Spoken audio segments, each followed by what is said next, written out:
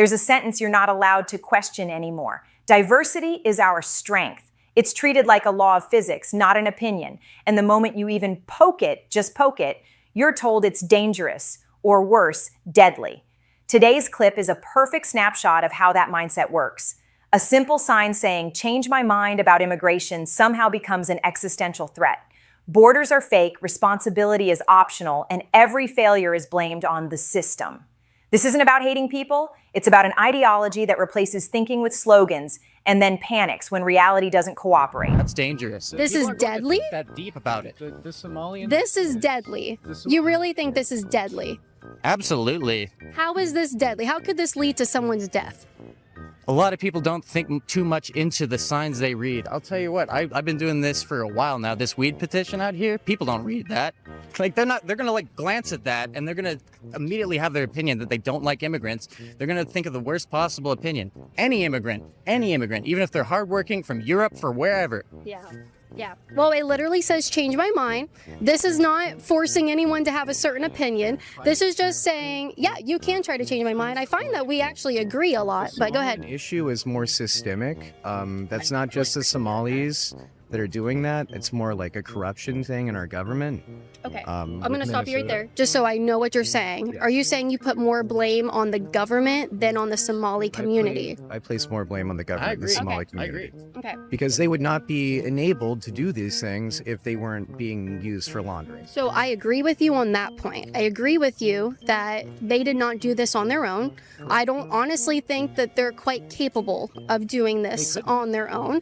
And they couldn't, because it's just so massive and it's systemic. I agree with you, but Billions of dollars in Minnesota are lost right now. And that's not just because Somalians decide to post up shop. Yes. It's because somebody in office is enabling them to do that. This is what happens when words are treated like weapons. A sign that says "change my mind," which is basically an invitation to talk, is reframed as a violent act. Why? Because someone might misread it. Notice the trick. If misunderstanding is enough to make speech deadly, then all speech must be controlled. At that point, discussion itself becomes a threat. This isn't compassion. It's emotional blackmail used to shut down debate before it starts. so if you don't believe in borders, when you travel, do you abide by their laws and their immigration policies? Yeah, of course I do, because I want to visit. Okay. But do I believe in it? No, that's not the same thing. Okay. Why don't you believe in borders?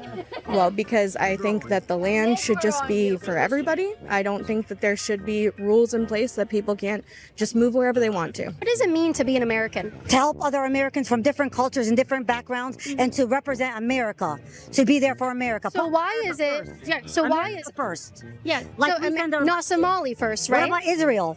Yeah, I'm not Israel first either. But I would. Exactly. Okay. But we give the majority of our money there. We don't give majority of our money there. Dual You know what's funny?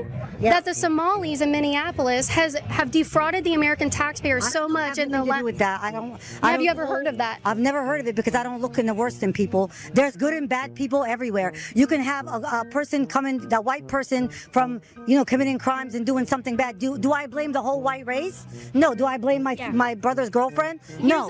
Here's the thing. When There's we good and do bad in exactly every what culture. The Protestant mainstream community at that time Yes. was very suspicious of Catholics, Yes. and they were not welcoming of Catholics. But they weren't worried about Catholics blowing them up.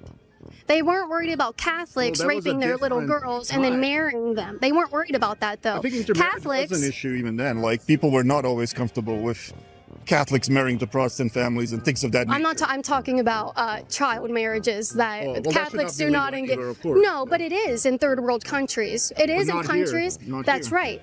But we import people en masse from countries where it is legal, and they're still doing it. They're still Well, that doing should it, be and they're. stopped, obviously. Like, How over do we time, stop it when like, there's you have to- 100,000 of them that's taking over entire cities? Dearborn, Michigan is unrecognizable. They have their own system of governing each other. It's like it's a parallel society. This is the pattern every time. Slogans replace thinking, intentions replace results, and accountability disappears. Borders are called evil, assimilation is called hate, and anyone who notices the consequences is told to shut up. Diversity without assimilation isn't strength, it's entropy. A society that refuses to define itself can't survive for long. Reality doesn't care about your slogans, and eventually it always collects the bill.